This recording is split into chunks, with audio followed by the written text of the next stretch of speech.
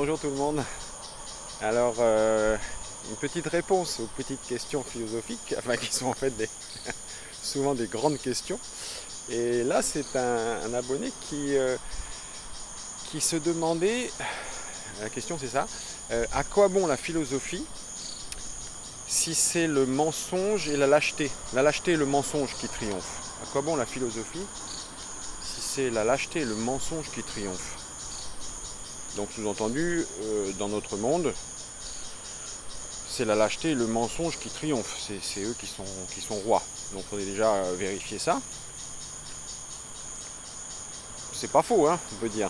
Parce que effectivement, le mensonge, il y en a beaucoup. Et pour ce qui est de la lâcheté, je ne vais pas trop m'exprimer là-dessus. Bien que bon, les notions, les valeurs de courage et tout sont des valeurs anciennes, même des valeurs chevaleresques, hein, ça me revient en tête les valeurs chevaleresques là, qui sont loyauté, courage, courtoisie, sagesse, honneur, justice, fierté, foi, humilité et vérité. Donc ça sont les valeurs chevaleresques qui peuvent être des socles, hein, des pierres angulaires un petit peu qui peuvent dicter notre conduite plus ou moins. Même si dans notre société, dans nos sociétés, on va dire que c'est dépassé, ça vaut plus le coup, le mensonge triomphe, la lâcheté triomphe, tout ce que vous voulez. Oui, c'est possible. Mais d'ailleurs, Krishnamurti, c'est lui qui disait ce n'est pas un signe de bonne santé que d'être bien adapté à une société profondément malade. Donc c'est pas parce que le courant est comme ceci, ou que les mœurs de votre société, ou de votre entourage même, ou de votre époque, sont pas forcément dépravées, mais enfin si vous les jugez mauvaises, si vous le voyez objectivement qu'elles sont mauvaises. D'ailleurs la première étape, c'est déjà de se rendre compte qu'elles le sont, si elles le sont, hein, peut-être qu'elles ne le sont pas. C'est à nous de constater ça, on exerce notre faculté de jugement encore une fois là-dessus. Hein. Et si elles ne sont pas bonnes, c'est pas une raison justement. Je veux dire, ça c'est un prétexte. Hein. Là, il y a de la lâcheté du coup. Je dirais qu'il y a une facilité à se dire oui, bon, bah, de toute façon tout le monde ment, donc bah moi aussi je fais pareil. Bah oui, mais alors dans ce cas, ça veut dire quoi? Qu'est-ce que vous voulez être dans ce monde? C'est ça la question en tant qu'être humain. Qu'est-ce qu'on veut être? Est-ce qu'on veut être un agent de discorde, de chaos, de désordre, de trouble? Ou est-ce qu'on veut être un agent de concorde, d'harmonie, je dirais de bienveillance, de compréhension, de justice, autant que possible? Donc c'est ça la question. Qu'est-ce que vous voulez être? Qu'est-ce qu'on veut être dans ce monde? Même si quel qu'il soit. Le monde il est comme ça. Alors, bien sûr, si vous voulez réussir, vous pouvez vous dire oui, mais pour réussir, pour gravir les échelons ou je ne sais pas quoi, il va falloir que je mente ou que je fasse ça ou que je joue le jeu. Hein, je joue les règles du jeu de cette société. Ok, mais ça veut dire qu'il faut savoir quels sont vos objectifs. Qui est-ce qu'on sert en fait? À qui on veut plaire? À qui on veut plaire? Qui est notre maître en fait? Pourquoi on fait telle ou telle chose? Quels sont nos objectifs? Il faut bien les connaître. Et une fois qu'on se libère, je dirais, de certains objectifs peut-être, je dirais pas, oui, matérialiste. Bon, ok, on va pas faire l'opposition du matérialisme et du matériel et du spirituel. Bon, c'est pas ça.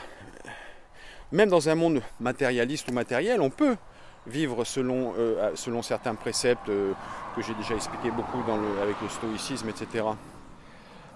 Mais la question du mensonge est quelque chose de très très intéressant et important à mon sens. C'est que c'est vrai. On va dire que tout le monde ment. On ment tout le temps, peut-être.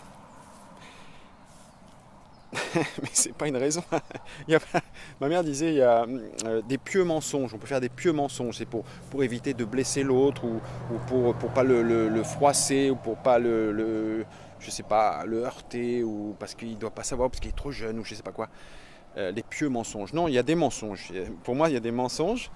Et le mensonge, c'est vrai que c'est quelque chose peut-être qui semble triompher, comme le dit notre abonné. Mais jusqu'à quand? Parce que le mensonge, ça nous permet en fait de se sortir d'une situation tout de suite Et c'est quelque chose qui nous... Hop, juste c'est une espèce de roue de secours, quoi. Hop, on s'en sort. Mais le pneu, il est crevé pour autant. Et après, il faudra le changer. Et si vous ne le changez pas le plus vite possible, c'est-à-dire si vous ne rétablissez pas la vérité, il y aura forcément des conséquences. Donc en fait, ce qui se passe, c'est quand on fait un mensonge, aussi petit soit-il, en se disant, bon allez, ça passera, c'est pas grave, c'est rien. N'empêche que ce qu'on fait, c'est qu'on tord la réalité. On la tord pour notre intérêt, peut-être. Alors ça peut être louable, par exemple si c'est pour faire une bonne surprise à votre femme ou quelque chose comme ça, vous faites un petit mensonge pour une fin qui est honorable, je dirais. Bon, je ne veux pas dire par là qu'il y a des exceptions,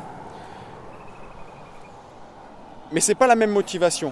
Si c'est un mensonge pour se sortir d'une situation par lâcheté ou par facilité ou par manque d'énergie, parce que c'est vrai que dire la vérité, affronter le réel et affronter peut-être la personne avec qui vous êtes parce qu'il y a quelque chose qu'il faut, un problème qu'il faut évoquer, qu'il faut régler, dont il faut parler. Souvent on se dit d'ailleurs dans le couple, ça peut arriver très souvent que bon il y a ça, ok mais bon j'en parle pas, je fais le gros dos, j'absorbe le truc et ça va. Peut-être que ça va, peut-être qu'on a la capacité d'absorber certains chocs ou certaines frustrations. Mais peut-être pas tant que ça. C'est-à-dire qu'il y a quand même quelque chose au fond qui se passe dans l'inconscient, au profond, qui va ressortir un jour ou l'autre. Et d'ailleurs, c'est arrivé souvent des histoires. Alors, si on reste sur l'histoire du couple, où d'un coup, la femme s'en va et le mec il comprend rien, ou inversement. Bon, c'est plus souvent dans l'autre sens, mais. Oh, une belle moto encore. Vous savez que je suis motard aussi. Bah, bref. Non, ce qui est drôle, c'est qu'on ne comprend pas, mais pourquoi? Mais parce que l'autre a accumulé des frustrations parce qu'il est aussi responsable, parce qu'il il ne s'est pas adressé au problème, il ne l'a pas mis sur la table, il ne l'a pas mis à plat. En fait, il faut le faire. Et c'est vrai que ça demande du courage, ça demande de l'énergie, ça demande du temps. On va peut-être passer 1 heure, 2 heures, peut-être un jour, ça dépend du conflit ou du problème qu'il y a. Mais ce temps-là, c'est une bonne stratégie, il est bien investi pour le futur. Il est bien investi pour justement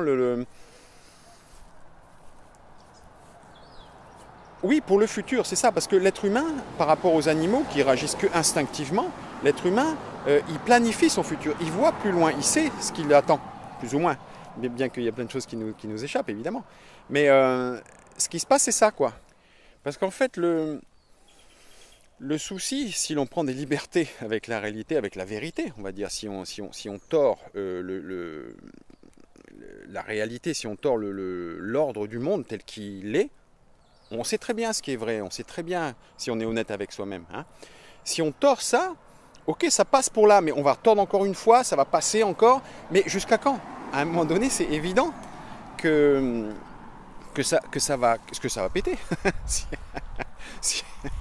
Si vous tordez tout le temps quelque chose, au bout d'un moment, ça casse, quoi. Alors que si vous essayez de le maintenir droit, et donc d'être dans la justice et la vérité, je dirais, le plus possible, l'honnêteté, en fait, c'est ça. Eh bien, les conséquences, enfin tout ce qui arrivera, sera ce qui devra arriver. Par contre, si on tord la réalité, si on s'arrange un petit peu avec la réalité, eh bien, évidemment qu'on va s'en sortir sur le coup, mais ça va se cumuler, et donc cette déviation va s'accentuer. Hein, dès qu'on dévie de son chemin, ça s'accentue, donc on n'est plus dans le réel. Sans compter le fait, avec les mensonges, de devoir continuer, ça demande, là du coup ça demande de l'énergie. Sur le premier coup que vous mentez, ça ne donne pas d'énergie, mais après, il faut garder ce mensonge. C'est infernal. C'est infernal. Il faut vraiment avoir un super gros intérêt à mentir et à maintenir des mensonges, etc. Je veux dire, c'est waouh. Enfin bon, c'est l'enfer. c'est ça l'enfer. C'est ne pas s'accorder avec la réalité, avec la vérité et je dirais la justice. Hein, n'ayons pas peur des mots. C'est un petit peu comme vous savez, la poussière sous le tapis, quoi. On met un petit peu de poussière sous le tapis, bon, ben ça passe, mais après ça s'accumule, il y a une grosse bosse. Après, il faudra bien s'en débarrasser. C'est là le truc. C'est comme un abcès, quoi, qu'il faut crever dès le départ. Dès qu'il y a un petit quelque chose, bam, je pense qu'il faut s'en occuper. Et comme ça, on maintient. Et puis du coup, bah, c'est fascinant, c'est passionnant la vie. Parce qu'on maintient constamment, on check un petit peu la réalité, on check que tout est en état, quoi, tout est en ordre. Donc je reviens à cette question, qu'est-ce qu'on veut être dans ce monde? Est-ce qu'on veut être un agent d'ordre ou de désordre? De chaos ou de construction et d'harmonie? Alors pour finir, c'est vrai que c'est plus facile C'est plus facile, ça demande moins d'énergie de mentir ou d'être lâche ou de ne pas se confronter à quelque chose. Ça, c'est vrai. Ok. Mais je n'ai pas une raison. Au contraire, parce qu'il faut penser plus loin. C'est toujours cette histoire de ne pas voir que le bout de son nez. C'est des mauvais réflexes. Et je pense que c'est bien de se reprogrammer, de se reconditionner à vraiment vouloir dire la vérité tout le temps, quoi. Même si les autres mentent, tant pis pour eux. Mais vous n'êtes pas dupe du coup, parce que si vous êtes dans la vérité, alors la vérité, je prends des pincettes parce que, alors tout le monde dit ah oui, il y a sa vérité. Non, il y a la vérité.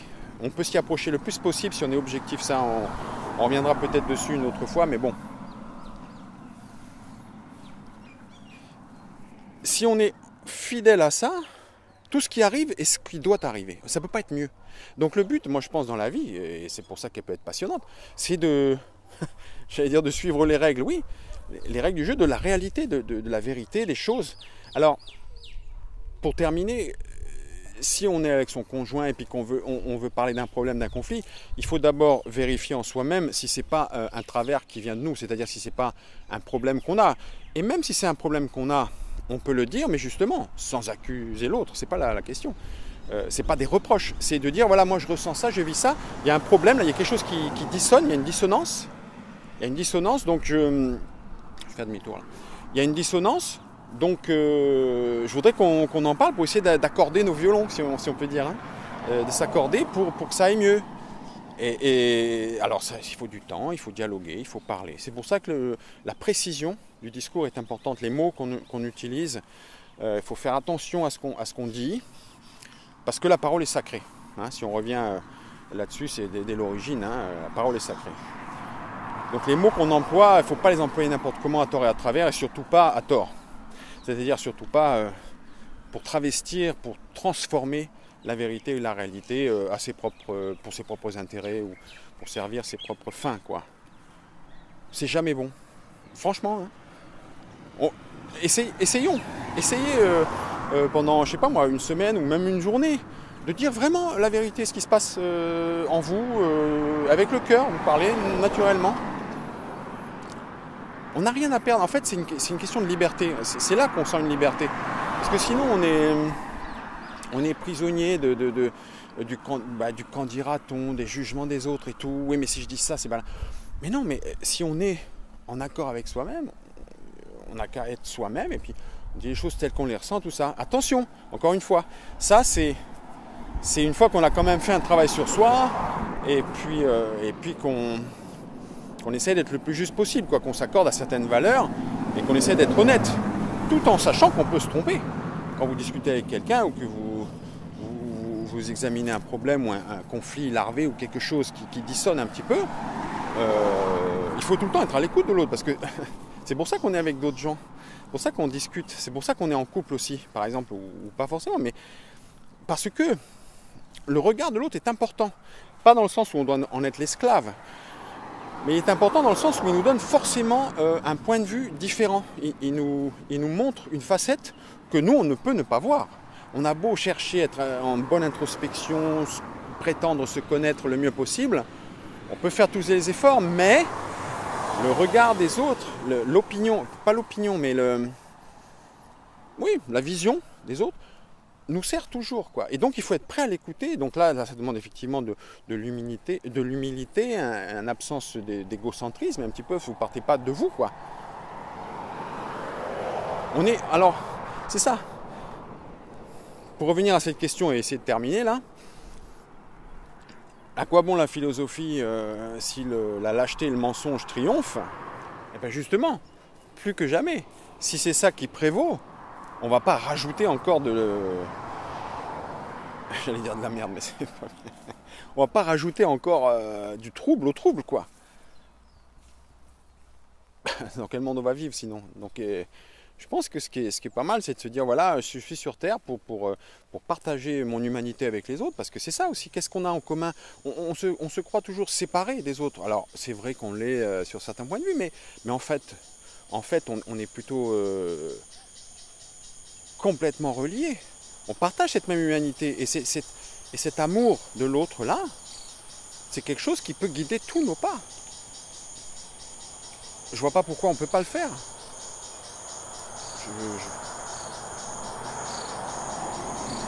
Ça dépend de nos objectifs, encore une fois. Donc il faut savoir ce qu'on veut, quoi.